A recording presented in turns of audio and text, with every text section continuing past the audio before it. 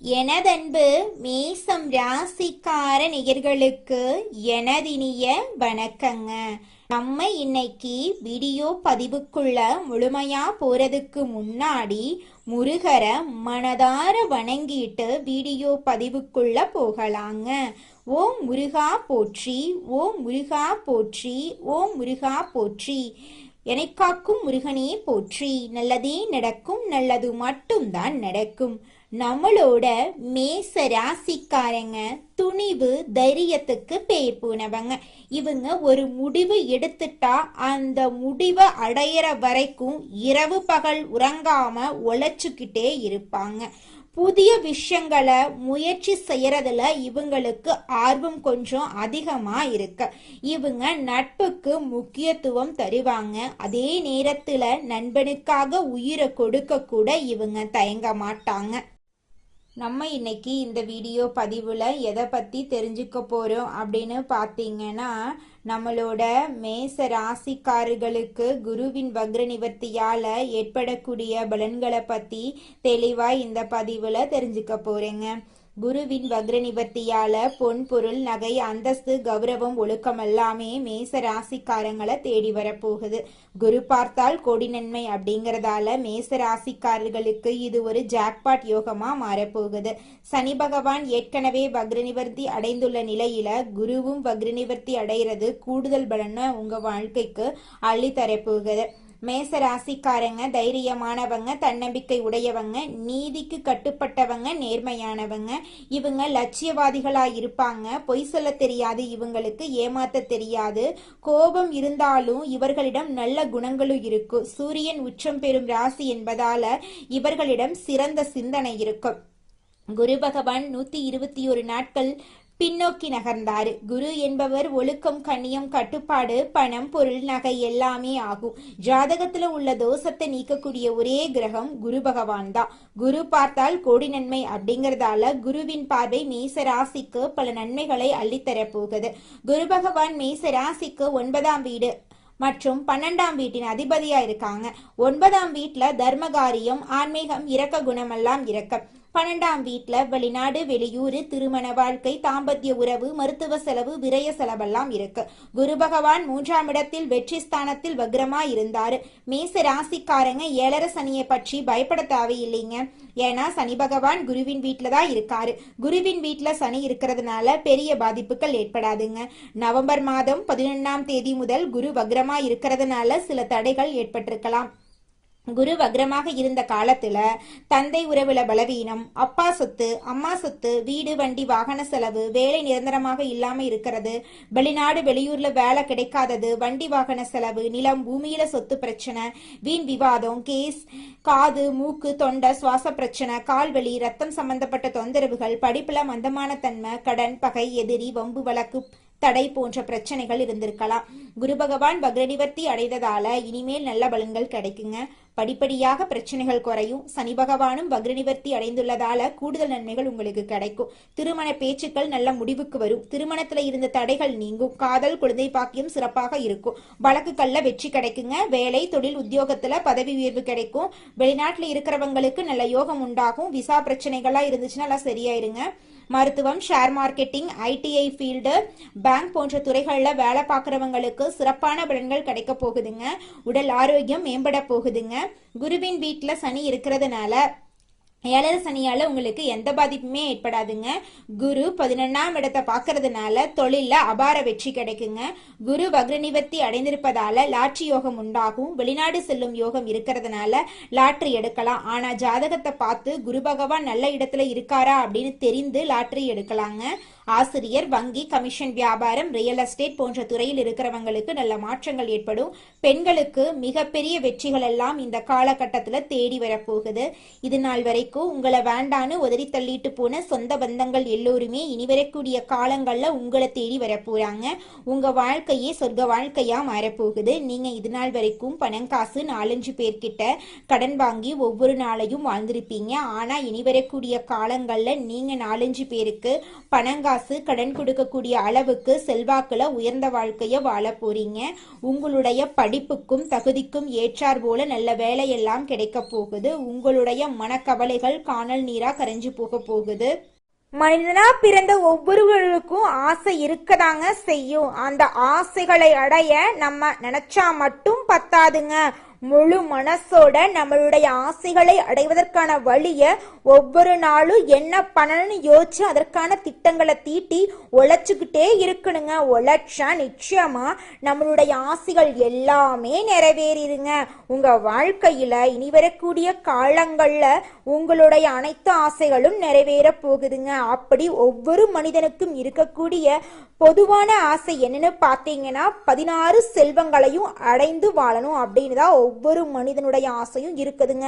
பணம் வேணும், பதவி வேணும், புகழ் வேணும், கௌரவம் வேணும் அப்படின்னு தான் ஒவ்வொரு மனிதனும் தினமும் வாழ்ந்துகிட்டு இருக்கான். அதை நோக்கிய பயணத்தை தான் ஒவ்வொரு நாளும் மனிதன் வாழ்ந்துகிட்டு இருக்கான். ஒவ்வொரு நாளையும் ரசிச்சு வாழ்றது கிடையாது. எந்த ஒரு மனிதனும் போராட்டத்துல தாங்க இந்த உலகத்துல ஒவ்வொரு மனிதனும் வாழ்க்கைய வாழ்ந்துட்டு இருக்காங்க.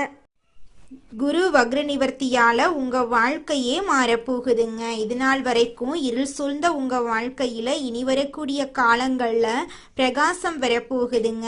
கல்வி தடையெல்லாம் காணல் நீரா கரைஞ்சு போக போகுதுங்க. திருமண தடை நீங்கி உங்களுக்கேற்ற சரியான துணையோடு திருமணம் நடக்க போகுதுங்க. பண வரவுல இருந்த சிக்கல்களுக்கு தீர்வு கிடைக்க போகுது. உங்களுக்கு கிடைக்க வேண்டிய அனைத்து பலன்களும் அடுக்கடுக்காக கிடைக்க போகுதுங்க. வேலை வாய்ப்பு இல்லாதவர்களுக்கு உங்களுடைய தகுதிக்கு ஏற்றார் போல வேலை வாய்ப்பு கிடைக்க போகுது.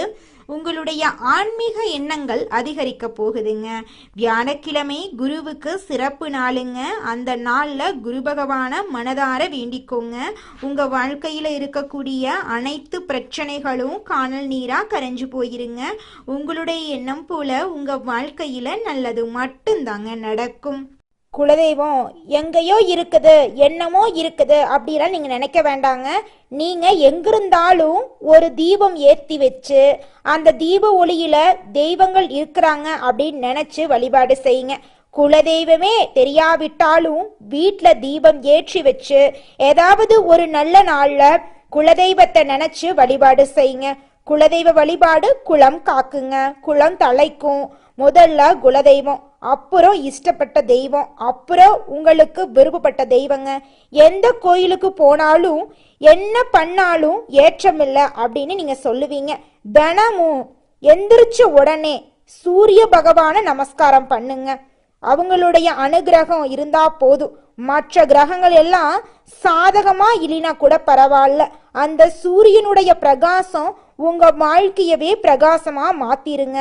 அந்த வெளிச்சம் உங்களை வந்து சேருங்க. உங்க வாழ்க்கையில் இருக்கக்கூடிய கண்ணீரெல்லாம் கரைஞ்சு போயிருங்க.